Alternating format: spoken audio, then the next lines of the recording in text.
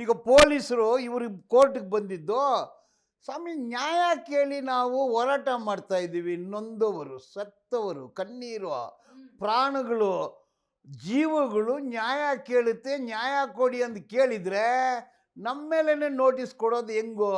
9 notice ಕೊಟ್ಟರು, 150 ಗಂಟೆಯಿಂದ 200 ಗಂಟೆ, 200 ತಾಸು ವಿಚಾರಣೆ ಮಾಡಿದ್ದಾರೆ. ಎಲ್ಲದಕ್ಕೂ ಹೋಗಿದ್ವಿ, ನೀವು ಬನ್ನಿ, ಇಲ್ಲ ಅಂದರೆ ನಾವು ಬಂಧಿಸ್ತೀವಿ ಅಂದರೆ ಕೋರ್ಟಿಗೆ ಬರ್ತಾರೆ.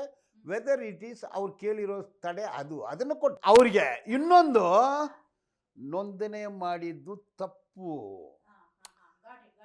ತಪ್ಪು ತಪ್ಪಂದು ಹೇಳ್ಬೇಕಾ ಇಲ್ವಾ? ನಾನು 211A FIR ಹೆಂಗ್ರಿ ಮಾಡಿದ್ರಿ ನೀವು? ಅದನ್ನು ದೂರು ಕೊಟ್ಟಿರೋನಿಗೆ ಯಾರು ತೀರ್ಮಾನ ಮಾಡಿದ್ದು? 211A ತೀರ್ಮಾನ ಮಾಡಿದ್ದು ಯಾರು? SP ನ ASI?